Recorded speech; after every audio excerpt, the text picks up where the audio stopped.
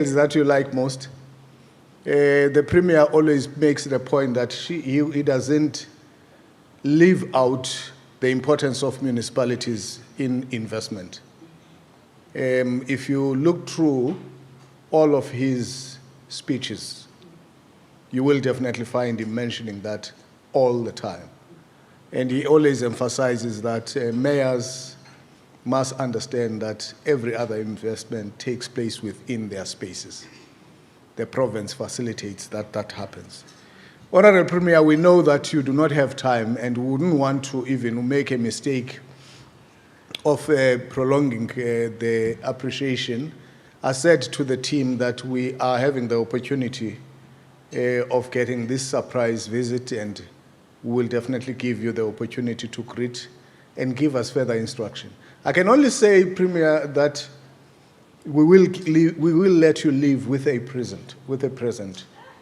That present is going to help you on the tour that you are going to undertake.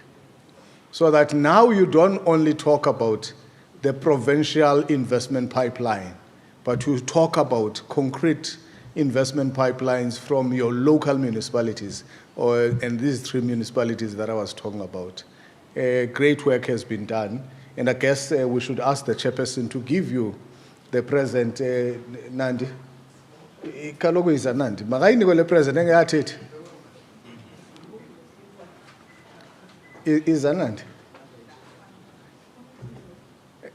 Is a Nandi. Nikezela chairperson amnike uPremier le present ngoku engekaqali wenzela bazoyibona lento uzabethetha ngayo.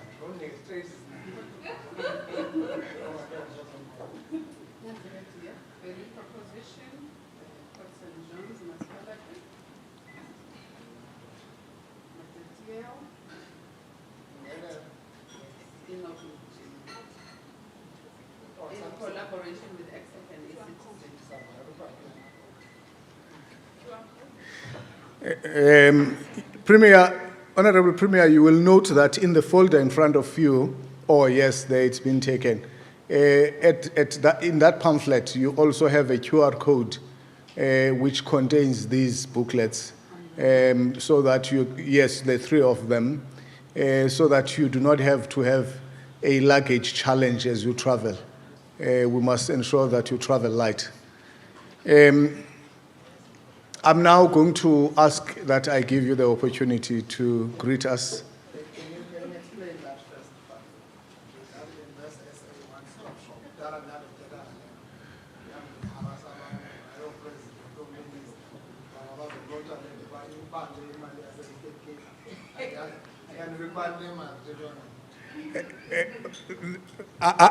I can only do one thing, Premier, to ask my core facilitator and the core and the actual core person driving that program to quickly comment on the one-stop investment center that the province has established. Mr. Bogaba, can you please?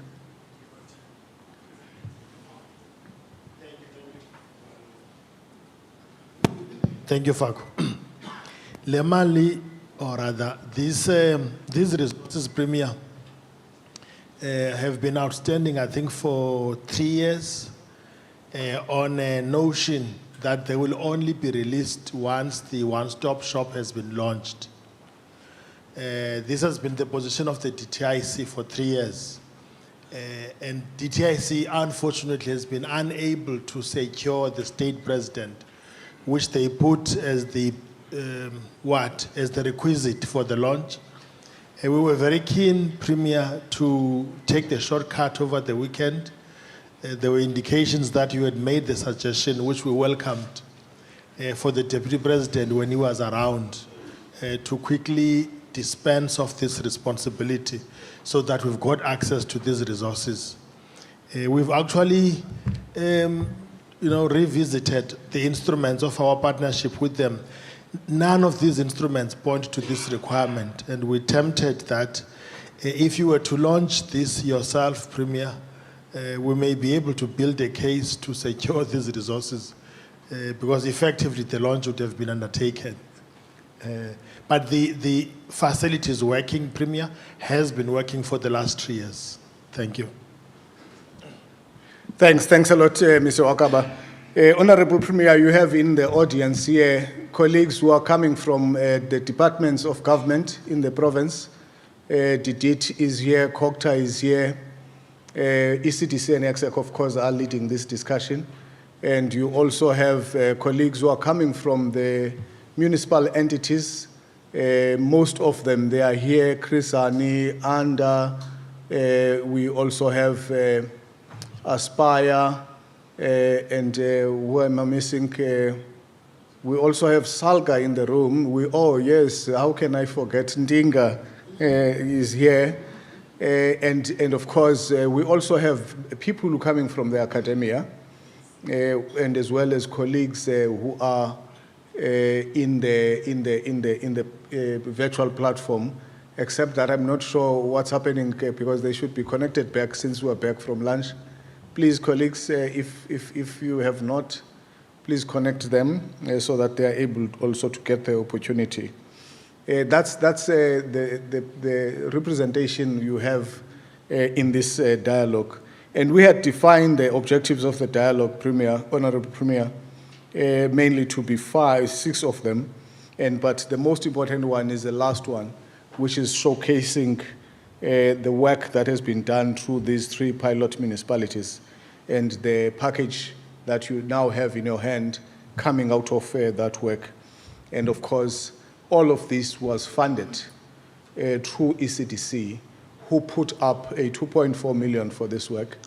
And we do know that there is an interest to continue with this work, including particularly in the next phase, the district municipalities and as well as their development agencies.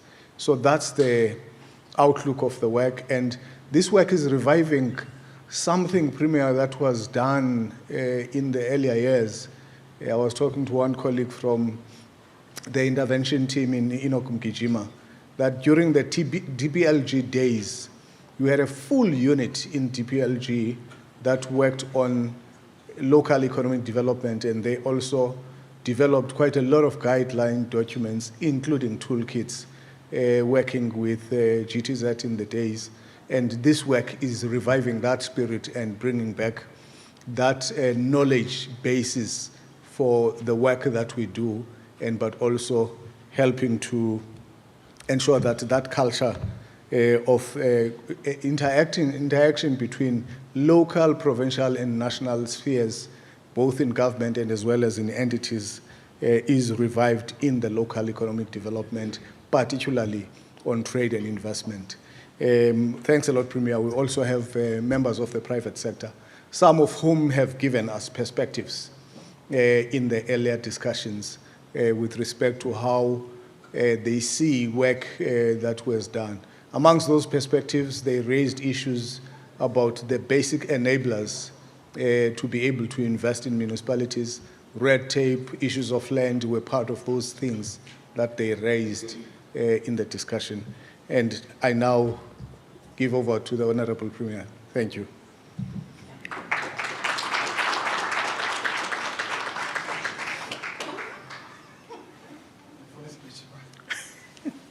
That's fine. Thank you very much. Thank you very much, CEO Ufago. Greetings to the board chair and all board members, ECDC, the leadership in the House, mayors, Mayor from Tatier, Shobi, and Mazuz, more. And congratulations, Mayor from Port St. John's, Mayor from Agagaboyu, China, Upapia, Oboil. I think it's all permanent. Greetings to business people and everybody else. So I said this joke to Reverend Zondi. Was a KZN. But we tell them from Zulu act talk. And so you bang was a Zulu. So we do not. Good afternoon, everybody in the house. CEOs, I can see some here, ECDC and Christiani Development Agent. it's called like that. So mfoka boy ayibheke ungena ndawo na ku certain procurement enziwayo apha ethile uzojonga ugadela utreasury. Okay, thank you so much. Fago, we're from a very important launch with Minister Buthelezi, Minister of DPSA, up at ICC. I'm told it's the first launch in the continent as well as in the Africa. We're doing it together with the International Labour Organization and other UN agencies. It was a national event. Sad thing about the launch is about, never mind that they had to choose to come and launch it here because we were the ever ready, always. It's about the creating a conducive environment in the workplace, the challenges of sexual abuses, sexual harassment, and creating a very toxic environment which makes people not to be productive. At work, this is where we spend much more hours a day than in our homes. So if we are not happy at work, the likelihood is that the country will not develop, will not grow, and society is not going to grow. So we don't want society that is full of people about Gowai. We like a society that is full of people about Glowai. So, but that doesn't happen. It does just fall from the sky. There's a bit of work to be done. So it was quite interesting to commit ourselves on that pledge. And I said the next session will be done in the PIF with mayors and municipal managers. So we've got to create that proper, conducive environment for people to be able to be creative and think. So there's a lot that is happening, Fago, around us. When I was there, I got a message from the group CEO of Transnet asking me about an agent meeting because of me being a really thorn on the flesh. So part of the issues is about development of our province. So we move around. I spent 5 years as a premier, very much unwilling to get out of this province. I suspect I wasted time. I felt this when I was in Qatar last week, talking to Alan Winder. Alan Winder listing, kind of mentioning almost every multilateral institution and multinational organization he has visited in the US. A few days ago, we were commemorating the World AIDS Day. And statistically, I've been informed that we get about 8 billion from the UN agencies, UN, AIDS, and others, but more from US. What of interest on that is that that 8 billion comes as a commitment, but it goes back to procure in US, so that we are given what has been manufactured in the US. So bulk of our people who are on treatment are getting treatment which is coming from US. As Eastern Cape, we happen to be again one province, one country in the continent that was able to produce a vaccine during COVID-19 because Aspen is here. So one of speakers who were speaking during the launch of Global Alliance, which we are launching again for the first time here in the province, in the whole country, spoke about this issue of the local economic development in the context of this, that South Africa should have built on that, because the kind of technology we have at Aspen, those who might have gone to Aspen and seen it, it's so advanced in the world. That's why we're able to produce the vaccine here. So there is no point that at this day and age we cannot produce the ARTs, ARVs, and all that that is needed out there. So your topics here, talking about strengthening the local economic development, in paraphrasing it, it's one unity in municipalities that is secondary. When they want to dump someone, that someone might go to LED, and when you get there, they will tell you the LED to them is tourism. They cannot even market that tourism. Anyway, tourism is about marketing towns and cities. That's tourism at its best.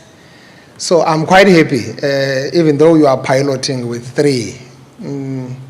I wish you can pilot with those that can make us not to fail.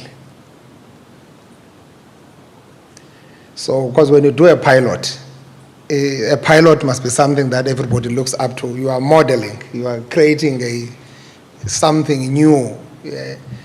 You are kind of being adventurous because you are tapping into a terrain that probably was never traversed before. So that's why you must go to probably where you feel like the ground is fertile. I'm not suggesting that the municipalities you have chosen, they are not right. Mayor knows my frustration, and I had a chat with her yesterday night about the Port St. John's. I know we've got a debate of whether Port St. John's way it is right or it must be relocated. Can you really bring investors in Port St. John's way it is, when it can be easily be submerged when there are floods and other things? So strategically, there's a debate that you cannot run away from.